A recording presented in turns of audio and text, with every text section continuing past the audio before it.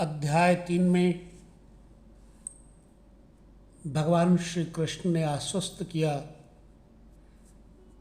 कि दोष दृष्टि से रहित होकर जो भी मानव श्रद्धायुक्त होकर मेरे मत के अनुसार चलेगा वह कर्मों के बंधन से भली प्रकार छूट जाएगा।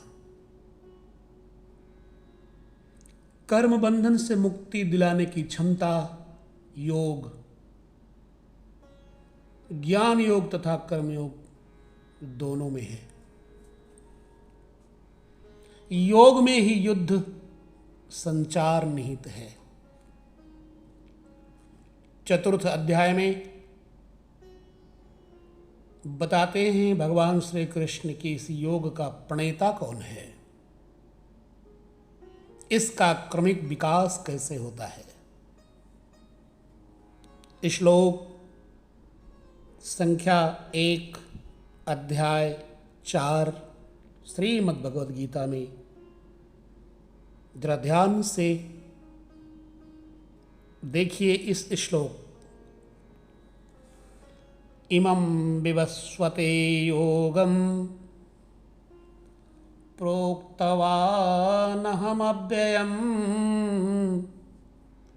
विवस्वान्मनवे प्राह मनुः इक्ष्वाकवे ब्रवीत। अर्जुन, मैंने इस अविनाशी योग को कल्प के प्रारंभ में विवस्वान अर्थात सूर्य के प्रति कहा। विवस्वान ने मनु से और मनु ने इक्ष्वाकु से कहा। किसने कहा? भगवान कहते हैं मैंने। अब यहां पर विचार करना है, श्री कृष्ण कौन थे? एक योगी,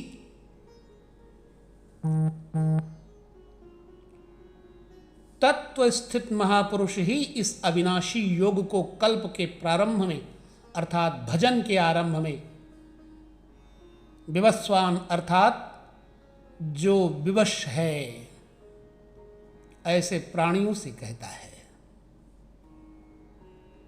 सुर में संचार कर देता है, सुरों में संचार कर देता है।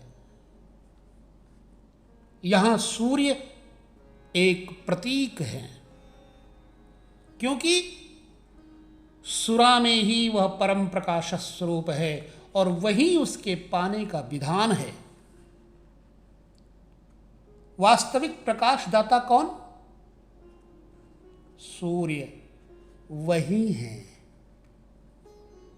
यह योग अविनाशी है। श्री कृष्ण ने कहा कि इसमें आरंभ का नाश नहीं होता। इस योग का आरंभ भर कर दें तो यह पूर्णत्व दिलाकर ही शांत होता है।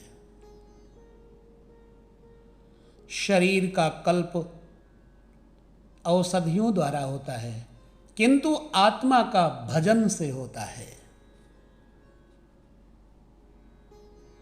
भजन का आरंभ ही आत्मकल्प का आदि है। यह साधन भजन भी किसी महापुरुष की ही देन है। मोह निशा में अचेत आदि मानव, जिसमें भजन का कोई संस्कार नहीं है, योग के विषय में जिसने कभी सोचा तक नहीं, ऐसा मनुष्य किसी महापुरुष को देखता है तो उनके दर्शन मात्र से, उनकी वाणी से, टूटी फूटी सेवा और सानिध्य से योग के संस्कार उसमें संचारित हो जाते हैं। गोस्वामी तुलसीदास जी कहते, जे चितये प्रभु जिन प्रभु हेरे। अब श्री कृष्ण कहते हैं यह योग मैंने आरंभ में सूर्य से कहा। वेद की ऋचा है चक्षु सूर्यो अजायत। महापुरुष की दृष्टि निक्षेप मात्र से योग के संस्कार सुरा में प्रसारित हो जाते हैं। स्वयं प्रकाश श्ववस परमेश्वर का निवास सबके हृदय में है। सुरा मतलब श्वास, तो श्वास के निरोध से ही उसकी प्राप्ति का विधान है। सुरा में संस्कारों का सृजन ही सूर्य के प्रति कहना है। समय आने पर यह संस्कार मन में स्फुरित होगा। यही सूर्य का मनु से कहना है।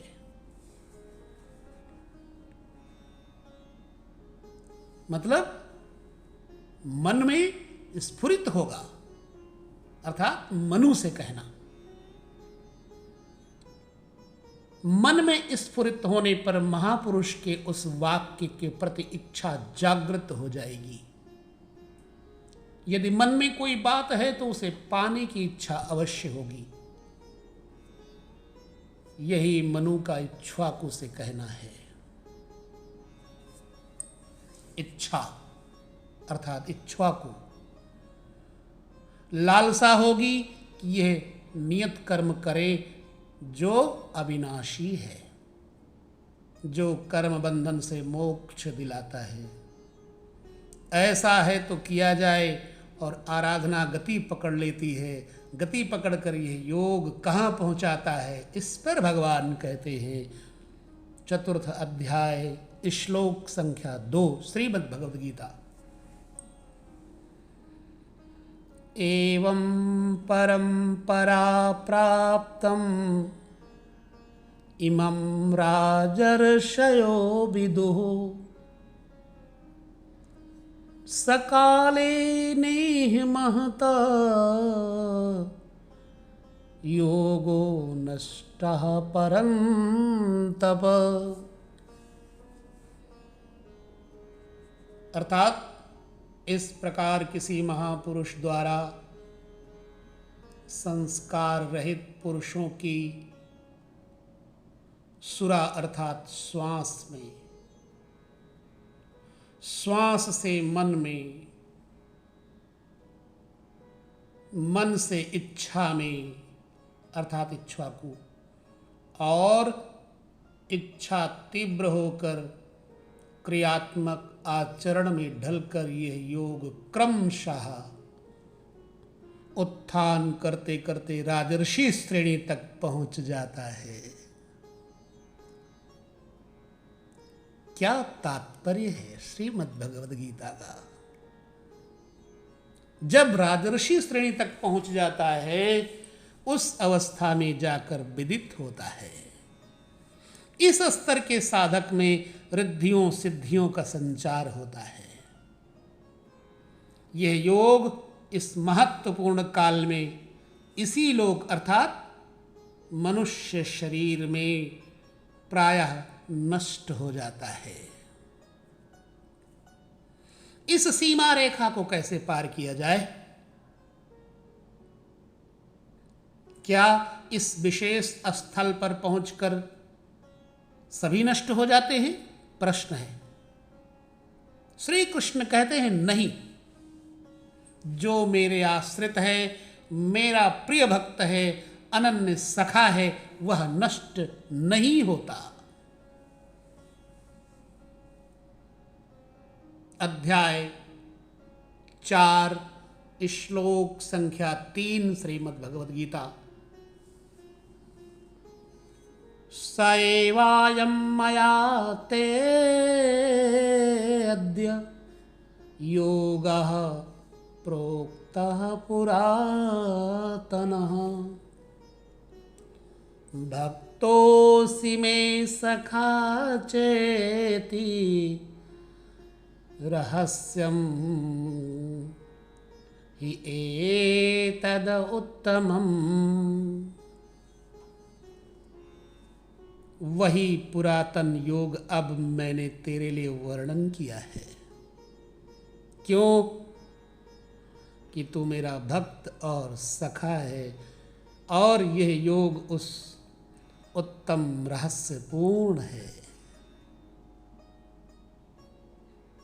अर्जुन क्षत्रिय श्रेणी का साधक था,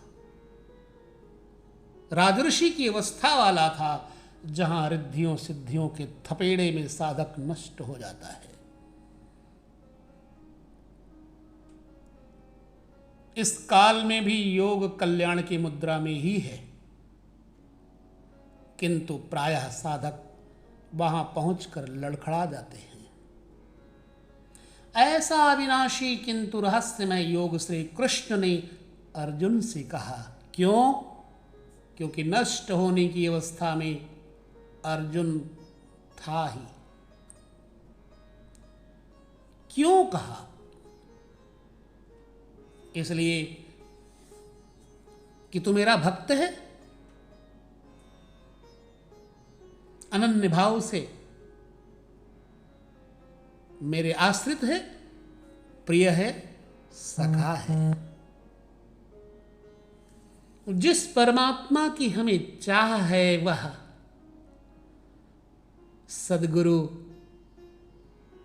परमात्मा आत्मा से अभिन्न होकर जब निर्देशन देने लगे, तभी वास्तविक भजन आरंभ होता है।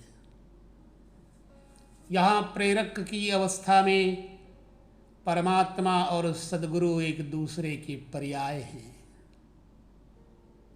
जिस सतह पर हम खड़े हैं, उसी स्तर पर जब स्वयं प्रभु हृदय में उतर आए, रोकथाम करने लगे, डगमगाने पर संभालें, तभी मन वश में हो पाता है। जब तक इष्टदेव रथी होकर आत्मा से अभिन्न होकर प्रेरक के रूप में खड़े नहीं हो जाते, तब तक सही मात्रा में इस पथ में प्रवेश नहीं होता। वह साधक प्रत्याशी अवश्य है, लेकिन भजन उसके पास कहां?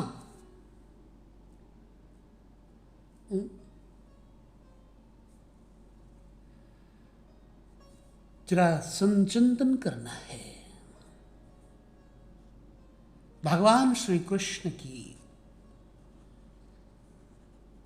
ये अद्भुत गाथा अर्जुन के प्रति कही जाने वाली क्यों कही गई? हम जैसे बहुत से साधकों के प्रति अनंत उपकार करके उन्होंने श्रीमद् भगवद गीता का आश्रय दिया है। अब देखिए, अभी तक योगेश्वर श्री कृष्ण ने किसी महापुरुष द्वारा योग का आरंभ, उसमें आने वाले व्यवधान और उनसे पार पाने का रास्ता बताया। इस पर अर्जुन ने प्रश्न किया। अर्जुन क्या कहते हैं? अपरम भवतो जन्म परम जन्म विवस्वतः कथमेतद्विजानीयाम तुमादौ प्रोक्तवानिति। भगवन, आपका जन्म तो अपरम अर्थात अब हुआ है, और मेरे अंदर सुरा का संचार बहुत पुराना है। तो मैं कैसे मान लूं कि इस योग को भजन के आदि में आपने ही कहा था? इस पर श्री कृष्ण कहते हैं, श्लोक संख्या 5 अध्याय 4, भगवान कहते हैं, बहूनि मे व्यतीतानि जन्मानि तव चार्जुन। बहूनि मे व्यतीतानि जन्मानि तव च अर्जुन तान्यहं वेद सर्वाणि न त्वं वेत्थ परन्तप। अर्जुन, मेरे और तेरे बहुत से जन्म हो चुके हैं, हे परंतप, उन सब को तू नहीं जानता, किंतु मैं जानता हूं। साधक नहीं जानता, स्वरूपस्थ महापुरुष जानता है, अव्यक्त की स्थिति वाला जानता है। क्या आप सबकी तरह पैदा होते हैं? श्री कृष्ण कहते हैं नहीं। स्वरूप की प्राप्ति शरीर प्राप्ति से अलग है, भिन्न है।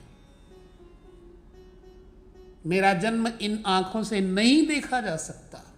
मैं अजन्मा, अव्यक्त, शाश्वत होते हुए भी शरीर के आधार वाला हूं। शरीर के रहते ही उस परम तत्व में प्रवेश पाया जाता है। लेश मात्र भी कमी है, जन्म लेना पड़ता है। अभी तक अर्जुन श्री कृष्ण को अपने समान देहधारी समझता है। वह अंतरंग प्रश्न रखता है, क्या आपका जन्म वैसा ही है जैसा सबका है? क्या आप भी शरीरों की तरह पैदा होते हैं? श्री कृष्ण कहते हैं 6ठे श्लोक में, अजोपि सन्नव्ययात्मा,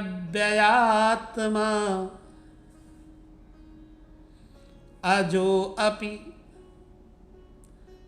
सन अव्ययात्मा, भूतानां ईश्वरोऽपि सन्,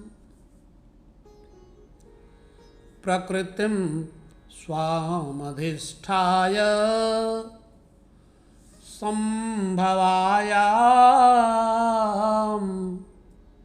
संभवाम्यात्ममायया। मैं विनाश रहित, पुनः जन्म रहित और समस्त प्राणियों के स्वर में संचारित होने पर भी अपनी प्रकृति को अधीन करके आत्म माया से प्रकट होता हूं। एक माया तो अविद्या है, जो प्रकृति में ही विश्वास दिलाती है, नीच एवं अधम योनियों का कारण बनती है। दूसरी माया है आत्म माया, जो वास्तव में आत्मा में प्रवेश दिलाती है, स्वरूप के जन्म का कारण बनती है। इसी को योग माया भी कहते हैं, जिससे हम विलग हैं उस शाश्वत स्वरूप से यह जोड़ती है, मिलन कराती है। उस आत्मिक प्रक्रिया द्वारा मैं अपनी त्रिगुणमयी प्रकृति को अधीन करके ही प्रकट होता हूं। प्राय लोग कहते हैं कि भगवान का अवतार होगा तो दर्शन कर लेंगे। श्री कृष्ण कहते हैं कि ऐसा कुछ नहीं होता कि कोई दूसरा देख सके। स्वरूप का जन्म पिंड रूप में नहीं होता। श्री कृष्ण कहते हैं योग साधना द्वारा, आत्म माया द्वारा अपनी त्रिगुणमयी प्रकृति को स्ववश करके मैं क्रमशः प्रकट होता हूं। लेकिन किन परिस्थितियों में? चतुर्थ अध्याय श्लोक 7 बहुत प्रचलित श्लोक है। यदा यदा हि धर्मस्य ग्लानिर्भवति भारत, अभ्युत्थानमधर्मस्य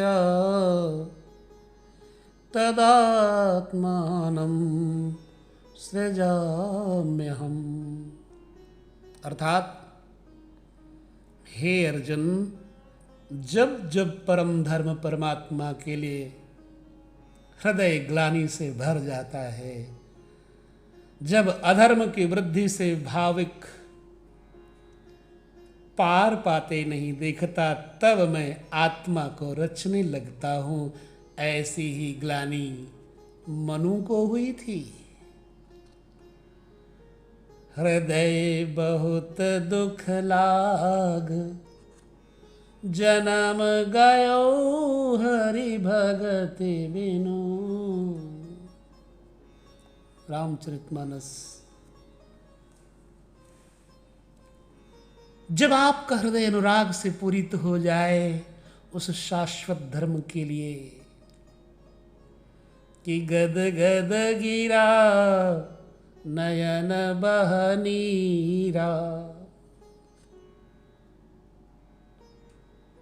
की स्थिति आ जाए जब प्रयत्न करके भी अनुरागी अधर्म का पार नहीं पाता, ऐसी परिस्थिति में मैं अपने स्वरूप को रचता हूँ। अर्थात भगवान का आविर्भाव केवल अनुरागी के लिए है। सो केवल भगतन हित लागी। यह अवतार किसी भाग्यवान साधक के अंतराल में होता है। आप प्रकट होकर करते क्या हैं? क्यों प्रकट होते हैं? भगवान कहते हैं 8वें श्लोक में कि परित्राणाय साधूनां विनाशाय च दुष्कृतां धर्म संस्थापनार्थाय संभवामि युगे युगे। अर्जुन, साधूनां परित्राणाय, परम साध्य एकमात्र परमात्मा है, जिसे साध लेने पर कुछ भी साधना शेष नहीं रह जाता। उस साध्य में प्रवेश दिलाने वाले कौन? विवेक, वैराग्य, शम, दम इत्यादि दैवी संपद को निर्विघ्न प्रवाहित करने के लिए तथा दुष्कृताम, जिनसे दूषित कार्य रूप लेते हैं, उन काम, क्रोध, राग, द्वेष आदि विजातीय प्रवृत्तियों को समूल नष्ट करने के लिए तथा धर्म को भली प्रकार स्थित करने के लिए मैं युग युग में प्रकट होता हूं। अब युग का मतलब क्या है? महात्मा जी के शब्दों में देखें, युग का तात्पर्य सतयुग, त्रेता या द्वापर नहीं। युग धर्मों का उतार चढ़ाव मनुष्यों के स्वभाव पर है। युग धर्म सदैव रहते हैं, मानस में संकेत है कि मनुष्यों के स्वभाव पर नित जुग धर्म हो ही सब के रे, हृदय राम माया के प्रेरे। युग धर्म सभी के हृदय में रोज होते रहते हैं, अविद्या से नहीं बल्कि विद्या से। किसकी? राम माया की प्रेरणा से हृदय में होते हैं, जिसे प्रस्तुत श्लोक में आत्म माया कहा गया है। वही है राम माया, हृदय में राम की स्थिति दिला देने वाली, राम से प्रेरित है वह विद्या। कैसे समझा जाए कि अब कौन सा युग कार्य कर रहा है? तो मानस में ही लिखा है, शुद्ध सत्व समता विज्ञान, शुद्ध सत्व समता विज्ञान, अकृत प्रभाव प्रसन्न मन जाना। जब हृदय में शुद्ध सत्व गुण उत्पन्न हो जाए, कार्यरत हो, राजस तथा तामस दोनों गुण शांत हो जाएं, विषमताएं समाप्त हो गई हों, जिसका किसी से द्वेष न हो, विज्ञान हो अर्थात इष्ट से निर्देशन लेने और उस पर टिकने की क्षमता हो, मन में प्रसन्नता का पूर्ण संचार हो, जब ऐसी योग्यता आ जाए तो सतयुग में प्रवेश मिल गया। इसी प्रकार 2 अन्य युगों का वर्णन किया और अंत में कि तामस बहुत रजो गुण थोरा, तामस बहुत रजो गुण थोरा, और कलि प्रभाव विरोध चहुओरा।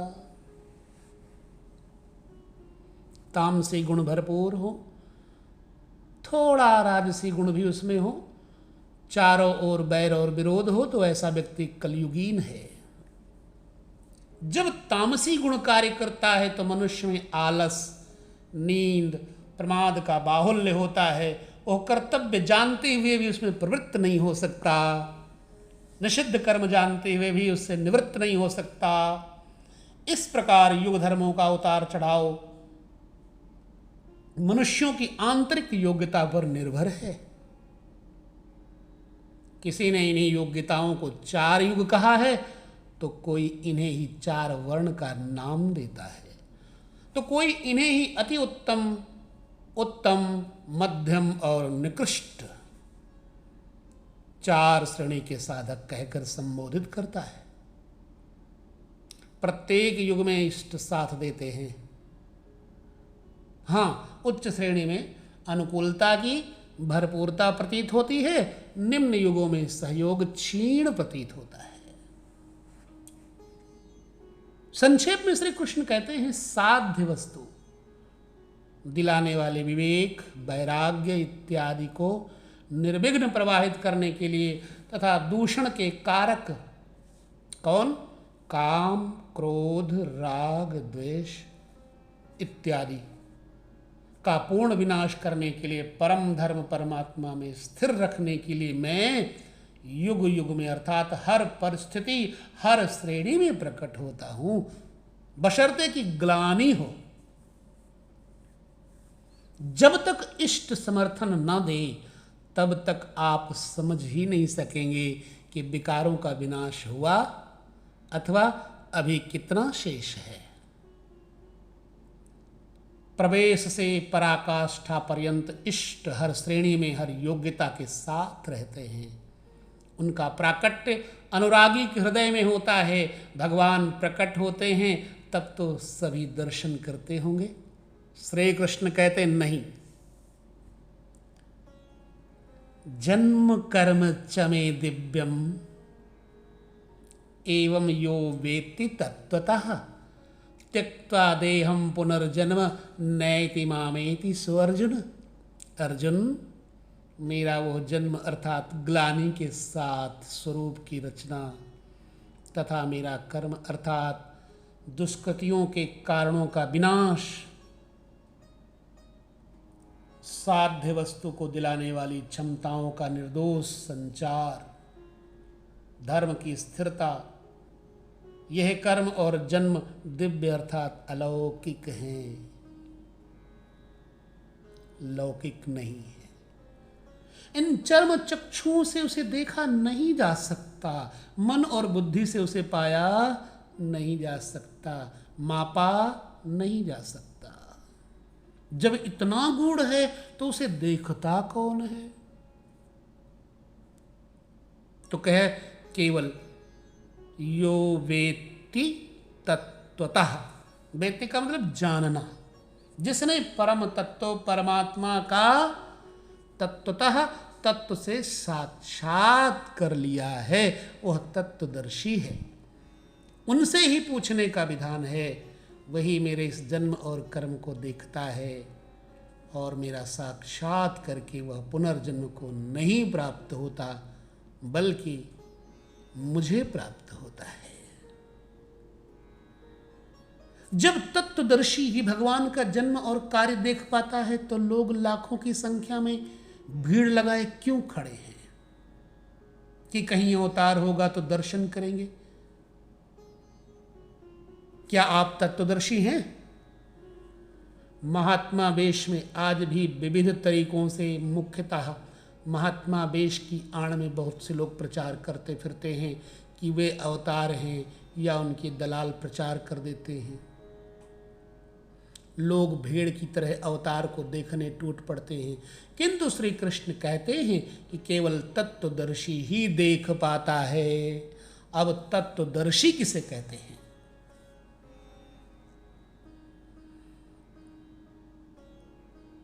कहा बीत राग भय क्रोधा मन्मया मामुपाश्रितः बहवो ज्ञान तपसा पूता मदभाव मागतः। राग और विराग दोनों से परे बीत राग तथा इसी प्रकार भय अभय, क्रोध अक्रोध दोनों से परे अनन्य भाव से अर्थात अहंकार रहित मेरी शरण हुए बहुत से लोग ज्ञान तप से पवित्र होकर मेरे स्वरूप को प्राप्त हो चुके हैं। अब ऐसा होने लगा हो, ऐसी बात नहीं है, ये विधान सदैव रहा है। बहुत से पुरुष इसी प्रकार से मेरे स्वरूप को प्राप्त हो चुके हैं। बोले किस प्रकार? जिन जिन का हृदय स्वधर्म की अधर्म की वृद्धि देखकर परमात्मा के लिए ग्लानि से भर गया, उस स्थिति में मैं अपने स्वरूप को रचता हूँ, वे मेरे स्वरूप को प्राप्त होते हैं। जिसे योगेश्वर श्री कृष्ण ने तत्व दर्शन कहा, उसे ही अब ज्ञान कहते हैं। परम तत्व है परमात्मा, उसे प्रत्यक्ष दर्शन के साथ जानना ज्ञान है। ऐसी जानकारी वाले ज्ञानी मेरे स्वरूप को प्राप्त करते हैं। यहाँ यह प्रश्न पूरा हो गया।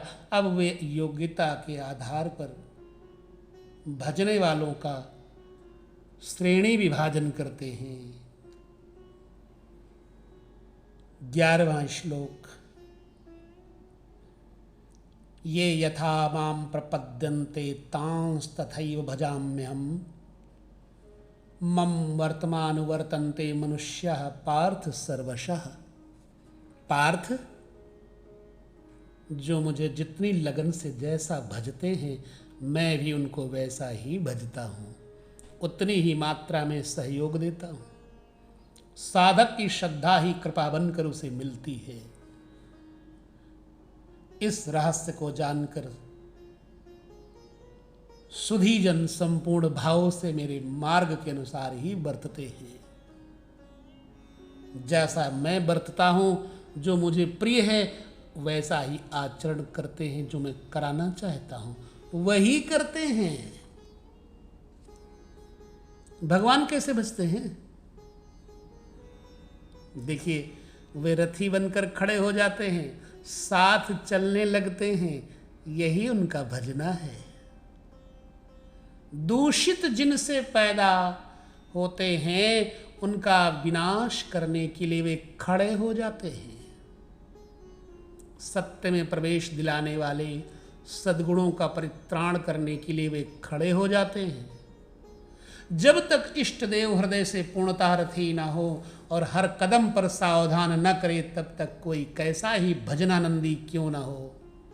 लाख आंख मूंदे, लाख प्रयत्न करे, तब तक कोई कैसा ही भजनानंदी क्यों न हो, वो इस प्रकृति के द्वंद्व से पार नहीं हो सकता। वो कैसे समझेगा कि वो कितनी दूरी तय कर चुका है, कितनी शेष है। इष्ट ही आत्मा से अभिन्न होकर खड़े हो जाते हैं और उसका मार्गदर्शन करते हैं कि तुम यहाँ पर हो, ऐसे करो, ऐसे चलो। इस प्रकार प्रकृति की खाई पाटते हुए, शनैः शनैः आगे बढ़ते हुए, आगे बढ़ाते हुए स्वरूप में प्रवेश दिला देंगे भगवान। भजन तो साधक को ही करना पड़ता है, किंतु उसके द्वारा इस पथ में जो दूरी तय होती है, वह इष्ट की देन है। सदगुरु की देन है। ऐसा जानकर सभी मनुष्य सर्वतोभावेन मेरा अनुसरण करते हैं।